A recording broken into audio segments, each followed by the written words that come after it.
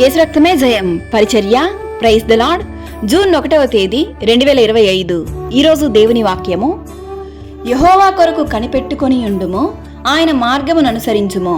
భూమిని స్వతంత్రించుకొనున్నట్లు ఆయన నిన్ను హెచ్చించును. భక్తిహీనులు నిర్మూలము కాగా నీవు చూచెదవు. కీర్తనలు 37వ కీర్తన 34వ వాక్యము. అవును క్రీస్తునందు ప్రియులారా, యెహోవా కొరకు ఎదురుచూచువారు నూతన బలము పొందుదురు. వారు పక్షిరాజు వలె రెక్కలు చాపి పైకి ఎగురుదురు. అలయక పరిగెత్తుదురు, సొమ్మసిల్లక నడిచిపోవుదురు. ఎలయనగా యెహోవా న్యాయమును ప్రేమించువాడు. యెహోవాయే నీతిమంతులకు రక్షణాధారము. ఆయన తన భక్తులను విడువడు. వారినెన్నటెన్నటికీ కాపాడబడుదురు. గాని భక్తిహీనుల సంతానము నిర్మూలమగును. నీతిమంతులు భూమిని స్వతంత్రించుకొందురు.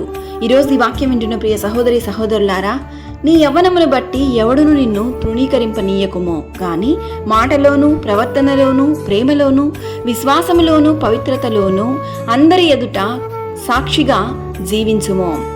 మీ జీవితంలో ఏమి ఉన్నా లేకపోయినా నిన్ను ధైర్యపరచి ముందుకు నడిపించే దేవుడు, నిత్యమైన దేవుడు నీకు తోడుగా ఉన్నాడు.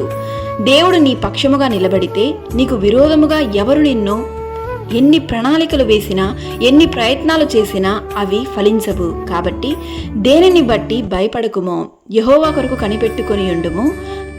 ఆయనే నిన్ను ఏ స్థితిలో ఉన్నను ఆదుకుండును. సకల ఘనత, మహిమ, ప్రభావములు యేసయ్యకు మాత్రమే కలుగును గాక. ఆమేన్. God bless you. ఈ జూన్ నెలంతయు దేవుని యొక్క కృపా, కనికరము, దీవెనలు, కాపుదల మీకు, మీ కుటుంబానికి, మీ సంఘమందంతటికి తోడై ఉండును గాక. ఆమేన్. God bless you.